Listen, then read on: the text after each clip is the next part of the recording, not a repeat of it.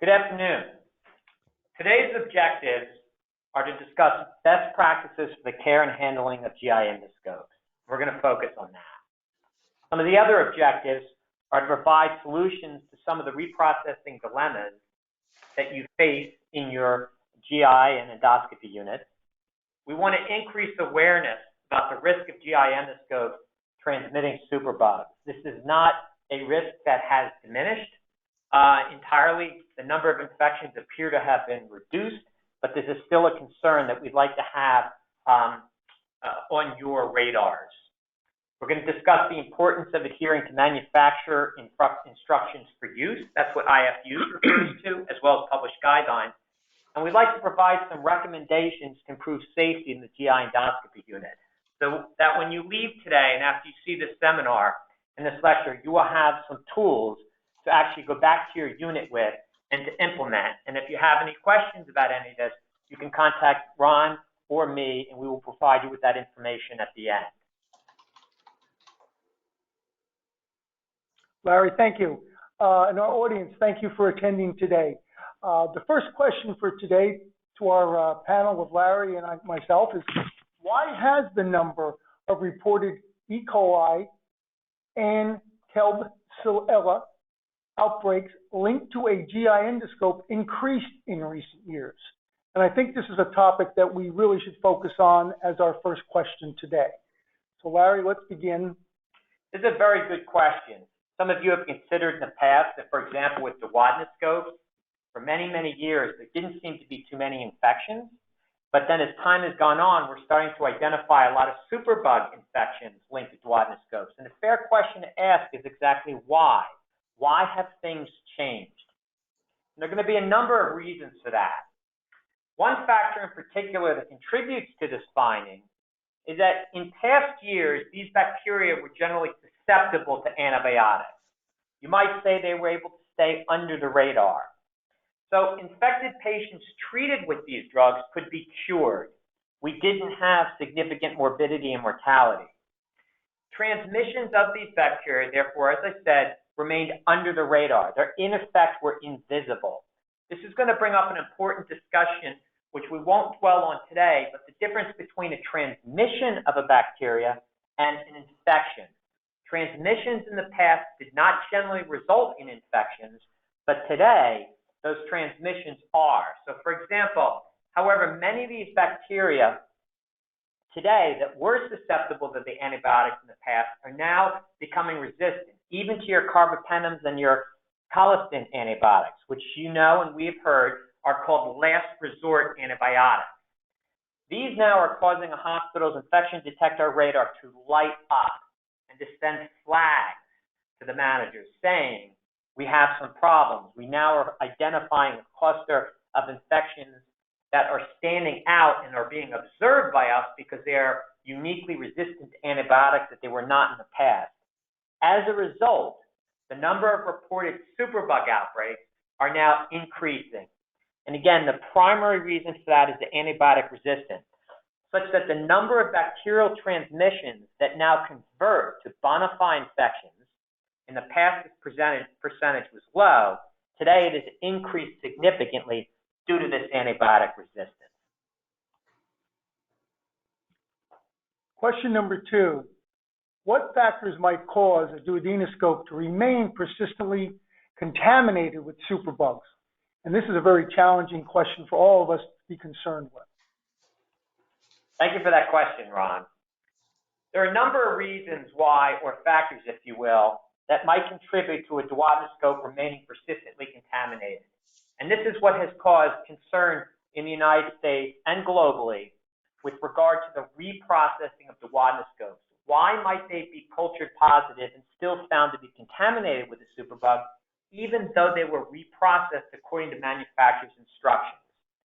Well, there are a number of risk factors for why, despite reprocessing the scope according to manufacturer IFUs, that the duodenoscope might remain contaminated. And these are things that have been overlooked in the past, but we need to focus and understand them very clearly today.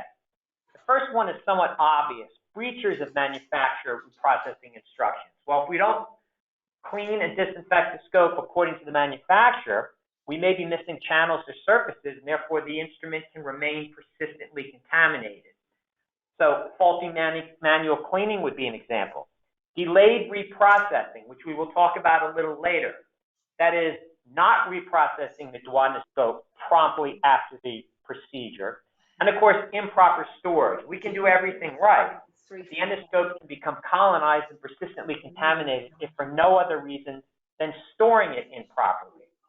Some have also suggested recently with some post-market surveillance data that's been collected with duodenoscopes in the last year, that users are misunderstanding the instructions of the instructions for use, and that some of the IFUs even feature 100 steps or more.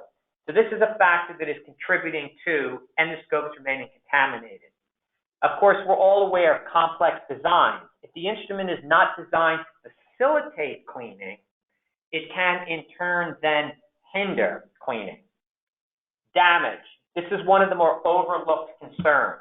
You can't see inside the endoscope, so you can have a kinked internal channel that you don't even know is damaged, but you will continue to have persistent contamination.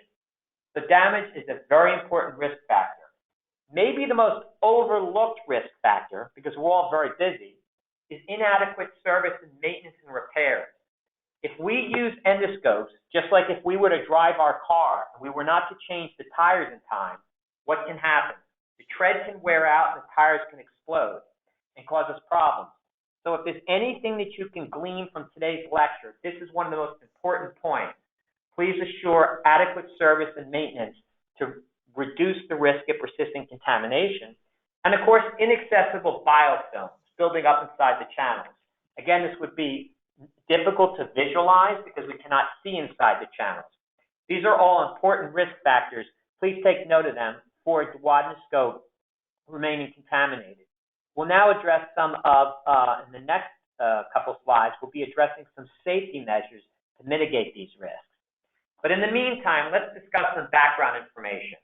The types of superbugs that we're talking about that can contaminate a GI endoscope and actually infect patients following ERCP, for example, which uses a duodenoscope, are CRE. And you've probably all heard of this. Carbapenem-resistant Enterobacteriaceae. That might be an E. coli, for example. That's an example of CRE, as long as it is resistant to the carbapenem last resort antibiotic. Carbapenem-resistant Pseudomonas aeruginosa. Some might say, oh, that's an example of CRE because it's resistant to carbapenem. Keep in mind that CRE are only those bacteria that are members of the Enterobacteriaceae family. Pseudomonas aeruginosa is not. So while the morbidity and morbidity of Pseudomonas aeruginosa can be just as significant, it is not CRE per se. We call it a related superbug. And now, very recently, we're hearing reports, particularly out of Massachusetts, in one case, of colistin-resistant Klebsiella pneumoniae being linked to possible transmission by a GI endoscope. That is an organism that is potentially untreatable. That is, can't be treated with carbapenem, can't be treated with colistin, and I'm raising the possibility that GI endoscopy in general, and particularly ERCP, may become emerging risk factors for these insidious superbugs.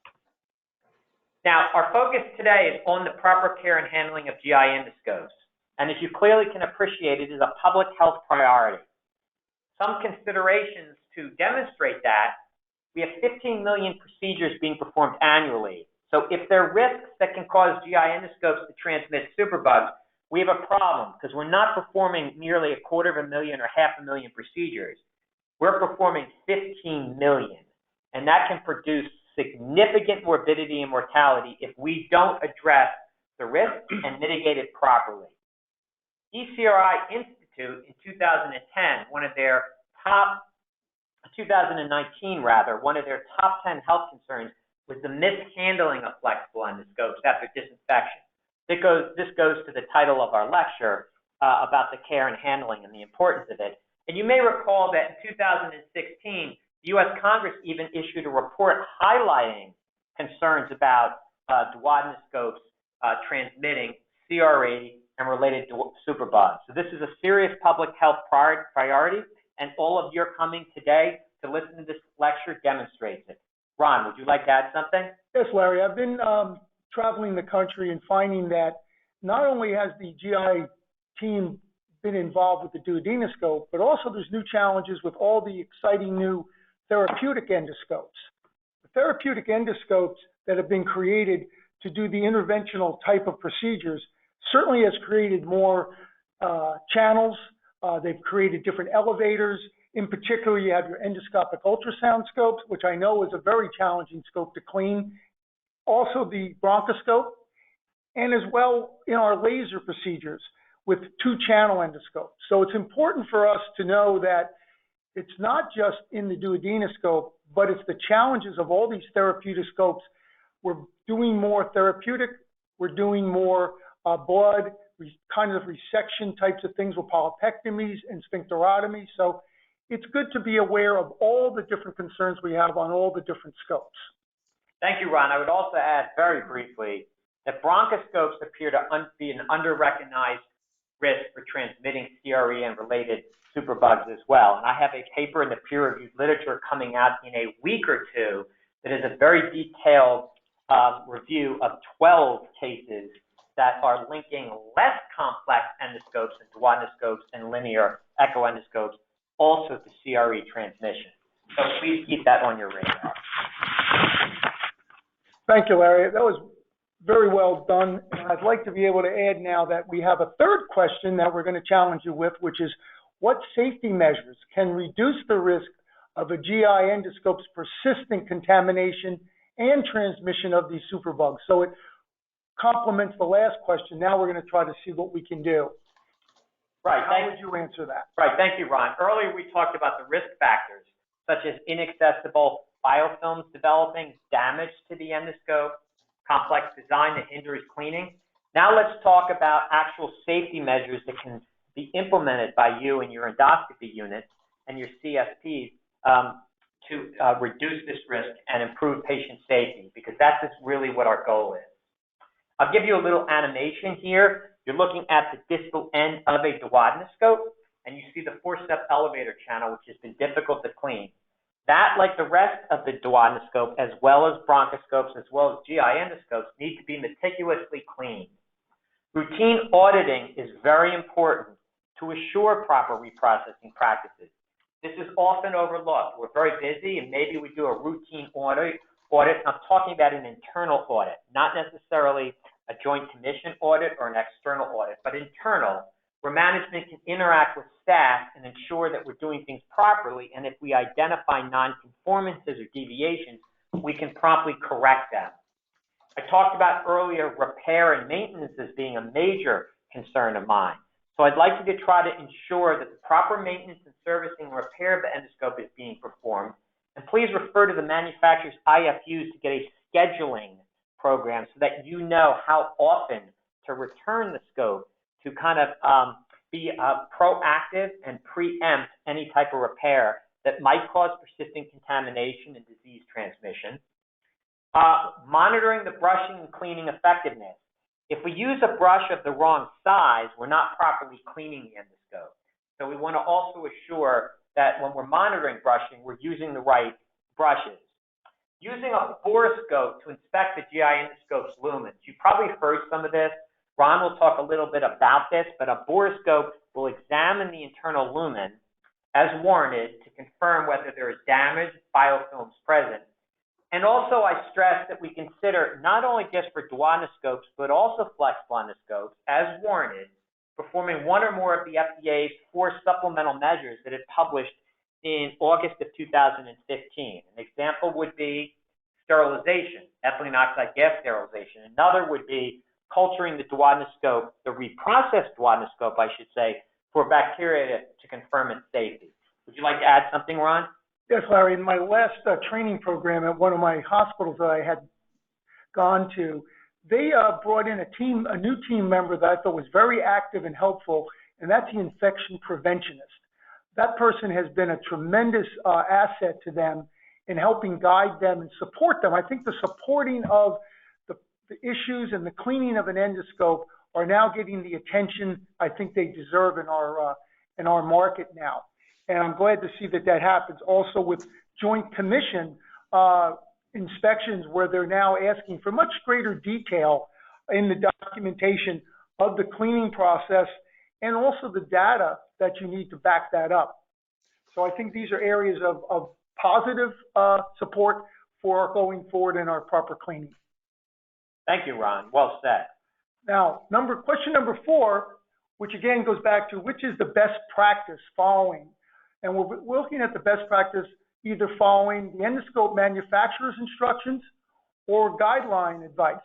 And what if the two are inconsistent? And I've got this question quite often because there is some conflicts at times. So, Larry, what would you advise us to do in this particular case?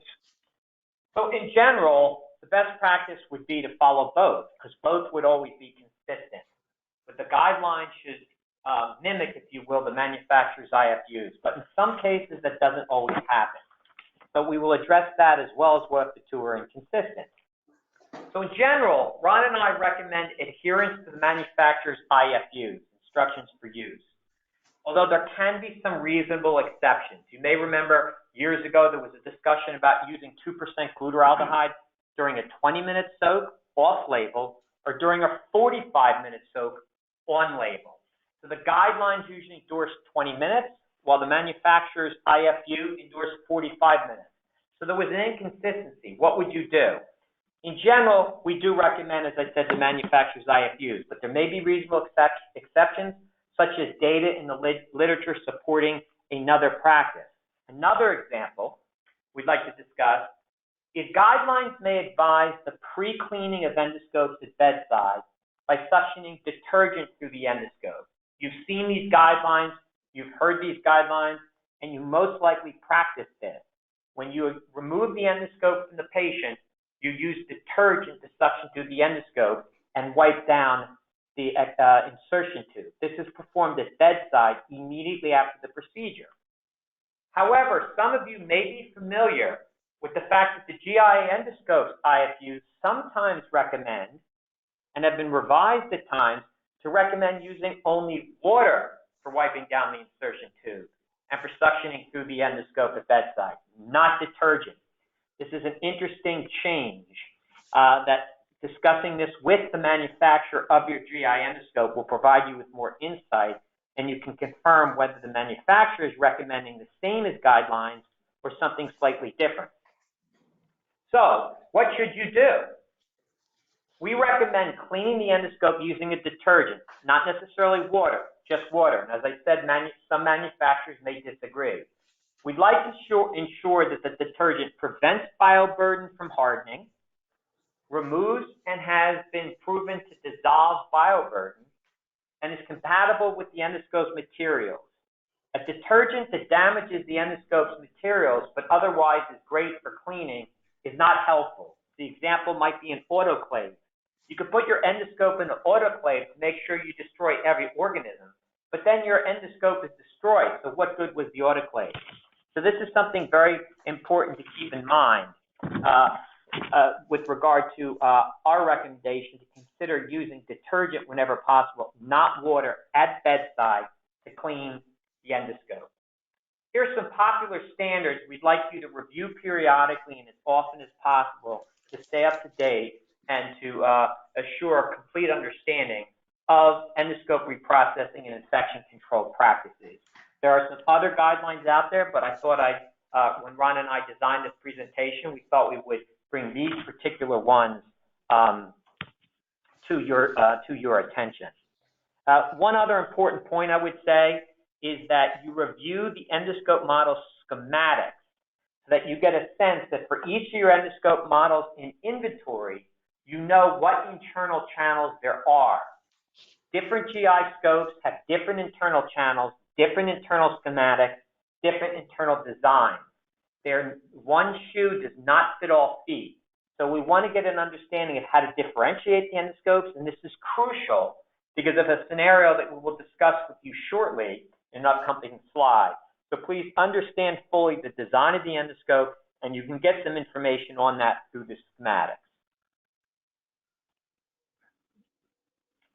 So no matter whose advice you would follow, please clean every endoscope channel, even if the channel was not used during the procedure. I think I published a paper in the peer-reviewed literature maybe 15 or 20 years ago focusing on this, but some things unfortunately still get overlooked. Some of you might have read a Reuters article that came out very recently about an Oklahoma hospital that had failed to properly reprocess 3 or 4 gastroscopes used on nearly 1,000 patients. It turned out that the forward water jet of that gastroscope had not been properly cleaned, and that when that channel was flushed, a quote-unquote foreign liquid was discovered in the channel in at least one gastroscope. And as you can appreciate, any foreign liquid is a soil, any soil is contamination, and any contamination poses a risk of infection. I give you the headline there from the Reuters article. So we recommend frequently reviewing the reprocessing IFUs of every endoscope model in your unit's inventory, just like the schematics and the internal design, and ensure that every channel is reprocessed, even if not used during the exam. Please, all of you, promise me that that is exactly what you will do, so that your unit does not have to notify 1,000 patients because some type of debris was found falling out of a channel that you didn't know that the endoscope had, because all the earlier endoscopes you reprocessed didn't have a forward water jet channel or an auxiliary water jet channel, but had, so please just make sure that all the I's are dotted. Ron, would you like to add to that? Yes, I've also, a good point regarding the idea of the therapeutic endoscopes and their complicated mechanisms they have, to make sure that this is reviewed by the group, and it's not that one technician or nurse taught another technician how to clean the scope, but that you all are on the same page regarding the IFU, and not that there's a step missing, and that you give yourself enough time to clean the endoscope. I think this has really been a big problem that stresses the lab considerably, is the pressure that they're put under to try to turn around endoscopes because there may not be enough available, or that there's a specific scope a doctor wants for a specific procedure that hadn't been planned for. And there you are trying to turn the scopes around, do the best job you can. And you cannot afford now to miss steps.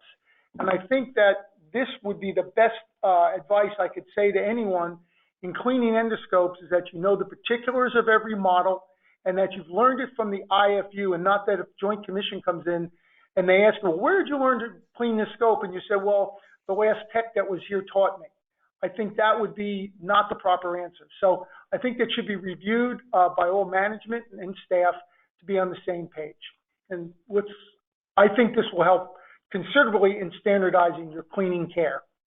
Thank you, Ron. And one thing I would add before we move to the next slide, and thank you for all your attention to this and your interest, is that, again, antibiotic-resistant bacteria is narrowing your margin of safety.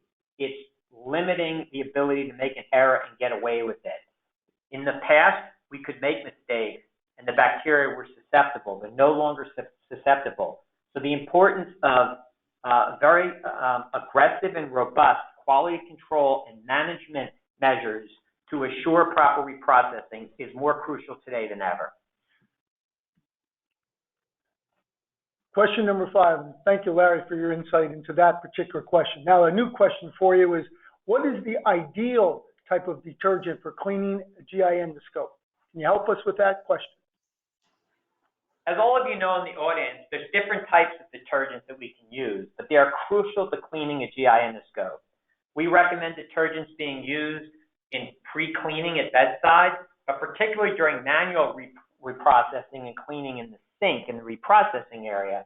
Without a detergent, we're not going to get effective cleaning, or our cleaning effectiveness will be reduced. Some of these detergents contain enzymes, as you're aware, and some might also contain a disinfectant instead. You can refer and talk to the manufacturer, the vendor of your detergent, to get a little more insight into that. But Ron and I came up with a few general characteristics, traits, or properties, if you will, of what we consider an ideal detergent that you should each assure that the detergent you're using in your GI unit actually satisfies these criteria. First and foremost, if you can, confirm with the vendor that the detergent is validated for effective cleaning. If it's just a detergent that someone claims cleans, well, Dawn Soap cleans. But I don't know if that's actually validated for removing bioburden. So please, in the ideal detergent, I'd like each of you to use an ideal detergent. Assure criteria number 1 is satisfied. Assure criteria number 2 is satisfied. We talked about it earlier, that it doesn't damage the endoscope's materials. Assure that the detergent is easy to mix and to dose and to prepare, and that you don't have to go through 100 steps in order to prepare a detergent to use to clean the endoscope. We'd like the detergent to be biodegradable and non-toxic, and we'd like it to be low foaming and free rinsing. And we're basically talking about the detergent not only that might be used at bedside, but also that would be used during manual cleaning in the sink. So these are the characteristics we'd like you to consider and adhere to when you are using a detergent. So if Joint Commission comes in and says, well, what kind of detergent you're using, have these checks available, and the more of them that you can satisfy, the more CMS will look at you or Joint Commission and say you're doing a very good job. Thank you, Larry. The next question we're looking at here is, what are the key steps in the proper care and handling of an endoscope? A challenging question because there are so many variables involved. We want to make sure we're trying to cover as much of the topic as possible for you. So we will try to focus on those key steps. Larry, which ones would you feel are appropriate here? This is probably the most important question of today's presentation, and it's what probably attracted you to the title of this presentation. It's what are these key steps in the proper care, handling, inspection, and prevention vis-a-vis GI endoscopes. So proper care, as you all know, is crucial and important to public health, and we're going to give you some specific examples to demonstrate that and prove that in a second. But right now, let's take a look a little bit at the animation here. Immediate pre-cleaning is your first step at point of use or bedside. You want to safely transfer the endoscope to the reprocessing room. You want to, of course, leak test the endoscope, and if it fails it, the leak test, do not use it. Contact the manufacturer and probably return it to the manufacturer for repair. Prompt, meticulous manual cleaning followed by visual inspection of the instrument. Earlier, we said we'd like immediate cleaning after bedside, but now we're talking about prompt, meticulous manual cleaning in the reprocessing room, a distinction that we will bring to your attention in a future slide. High-level disinfection followed by water rinsing. Keep in mind, we'd like this water rinsing ideally to be sterile. Then it would be bacteria-free, filtered. If it's tap water, then please assure that you are terminally drying the endoscope with typically 70% alcohol and forced air. We want you to assure that there's safe, proper storage to prevent recontamination. And we'd like you to track and document the GI endoscope used on each patient so that if there's any kind of a recall or any type of an outbreak, we know that if we identify a quote-unquote suspect GI endoscope that has inaccessible biofilms in it, that is damaged, or that otherwise could pose a risk of persistent contamination, we know exactly which patients that GI endoscope was used on. And then if we had to notify patients, the number of patients that we had to notify would be significantly reduced. Instead of kind of macroscopically notifying 5,000 patients, because we couldn't track the GI endoscope to the patient, we might only have to notify 200 patients, significantly reducing risk. We emphasize, therefore, that an endoscope's improper care can pose safety risks. That's the flip side. We stress that proper care is crucial and improper care can pose safety risks. Here's an example for you. I went through the FDA's database and I found that in July, an adverse event was filed by a manufacturer. And this manufacturer informed the FDA that, quote, the seal from around the lens of a bronchoscope was found inside the patient's airway after intubation, unquote. Something we obviously would be very concerned about. Injuries are not just infection related. They can also involve, for example, injury due to a component of a device falling off inside the patient. This particular regulatory report filed in July further states that the improper maintenance may have contributed to this adverse event. So again, these are not just hollow words to say we want to maintain the scope, we want to care for it, we want proper care, we want to inspect it. This can have real life consequences if we deviate from the standard of care and the necessary practices. Manufacturer in this regulatory report advised something that all of you are aware of, but I want to underscore. The report states by the manufacturer, do not, quote, strike, bend, hit, pull, twist, or drop the endoscope's distal tip or distal end on the floor, or damage its insertion tube or bending section. And why? And to do that with excessive force. And to why? It isn't as if you have nothing to do on a Friday afternoon, but take that GI endoscope and start slamming it against the wall. Maybe it was a tough week, but you have other ways of assuaging your stress. Because certainly doing this, the banging an endoscope against the wall with excessive force can cause parts to fall off in the patient. And this particular slide focuses on bronchoscopes, but I want to mention this is not unique just to bronchoscopes, but also can apply to all other types of endoscopes, as well as certainly GI endoscopes. Larry, going back to that point regarding the change in endoscopy, we also have a physician that's doing the endoscopy, and I know that now with the new types of procedures being done, particularly in the therapeutic area of endoscopic mucosal resections, the sphincterotomies, and even laser ablations, we have physician skills, and we also have nurses watching and being observant to how the scope is being handled.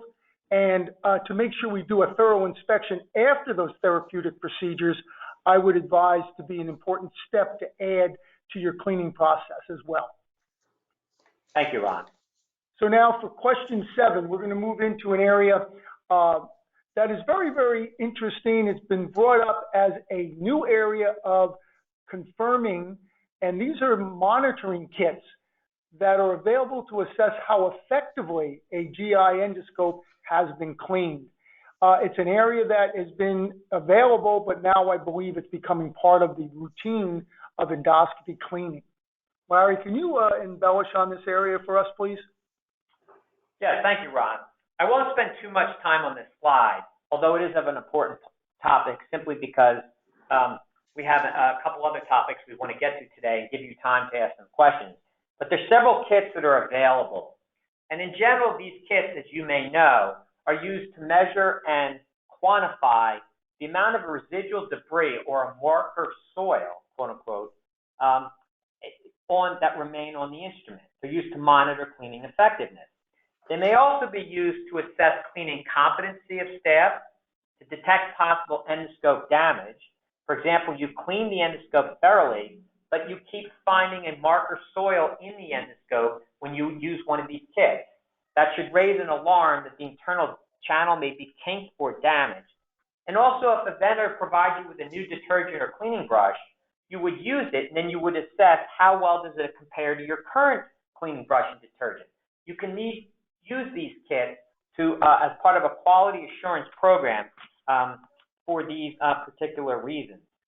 The types of residual soils or marker soils that these kits use or may use typically include, and many of you have heard about this, proteins, hemoglobin, and adenosine triphosphate. These are marker indicators of cleanliness. Now, in 2015, the FDA recommended culturing duodenoscopes for bacteria as a supplement to evaluate reprocessing effectiveness. But I want to just mention that there's a distinction between monitoring the presence of bacteria in a GI endoscope and assessing cleaning effectiveness via these marker soils. And keep in mind that this particular culturing of duodenoscopes requires training in aseptic technique and also has been somewhat controversial because the endoscope will be quarantined for 2 to 3 days pending the results. If no bacteria grew, the endoscope would be considered safe for use. If bacteria did grow, then we'd have to reprocess it again. In contrast, however, these cleaning monitoring kits do not require, per se, aseptic technique or quarantining the endoscope or purchasing $1 million of new endoscopes to account for the downtime. They can provide results in minutes, are performed in the reprocessing, namely the cleaning room, and are easy to use. But again, we just want to stress that these kits are used to assess cleaning effectiveness, not the amount of bacteria remaining on a scope after disinfection or sterilization. Thank you, Larry. I'd like to bring up question number 8. How soon after the procedure should the GI endoscope be cleaned in the sink? Thank you, Ron. And when we say in the sink, we're not talking about bedside, so I just want to clarify that distinction. This is a question that's often asked, and one guideline recommends that manual cleaning begin as soon as possible after the endoscopic exam or the procedure to prevent drying. But what is as soon as possible? We've all asked it. Is it 5 minutes after the procedure? Is it 30 minutes later? Can I get away with 10 hours later? What exactly is as soon as possible? Ron and I recommend brushing and cleaning the endoscope in the sink, that it begin promptly after the exam, which then creates the issue of what does promptly mean. We define it as less than 60 minutes. Please note that if the cleaning is delayed for longer, some manufacturers may advise pre-soaking the endoscope in a detergent to prevent biofilm formation. Please contact the endoscope manufacturer and discuss with the manufacturer whether it advocates or promotes pre-soaking. Unnecessary long-term immersions can damage the scope. So you'll have to write into your policies and procedures this. Assure that at all times the endoscope is cleaned manually within 60 minutes of the procedure, if not less. And if we exceed 60 minutes, we may have to do prolonged soaking. And you may ask, where did that 60 minutes come from? It's because that's where the manufacturers, during their testing for the FDA, they allowed the scope to sit for 60 minutes and then demonstrated that the reprocessing IFUs were effective. Times greater than 60 minutes, there's no data to suggest effectiveness. So that's where we came up with the 60 minutes, and we ask that you try within 15 minutes to reprocess that scope in the sink.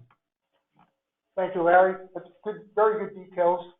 Now for question number 9, what is the best practice for safely transporting a soiled endoscope to the cleaning room? And must my unit differentiate a clean from a dirty area? Good question, and I'd like to get your expert opinion on that as well. Thank you, Ron. Soiled endoscopes should be transported to the reprocessing area in a container that's closed and covered, that's labeled as a biohazard, designed not to damage or overly coil the endoscope, and is puncture resistant. This is important to prevent exposing staff in the environment to potentially infectious materials. Most of you are aware of this. You can refer to some of the guidelines that will list these specific characteristics if you would like some confirmation of them and more information about them. Certainly, we recommend differentiating clean from dirty. Our goal is to prevent recontamination of the endoscope. So specifically, please assess the design of your unit and try to satisfy these criteria. It's important because this will reduce the risk of infection in your unit and will cause you to be even that much more in compliance with Joint Commission's expectations. You want to physically separate the procedure room from the reprocessing area. This is not a given.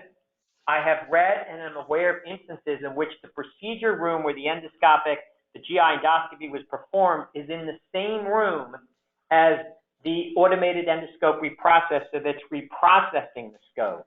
Same as in the procedure room. Not good.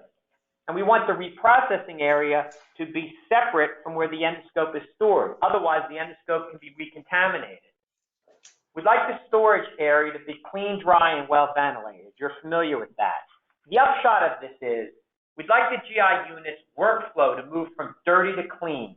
Again, we want to separate the zones so that we are not cross-contaminating and recontaminating a clean or disinfected endoscope with soil and then inadvertently using it on the patient. And also remember, whenever you think an endoscope might be contaminated with soil because you inspected the internal channel with a borescope or you saw it on the external part of the endoscope after reprocessing, please speak up.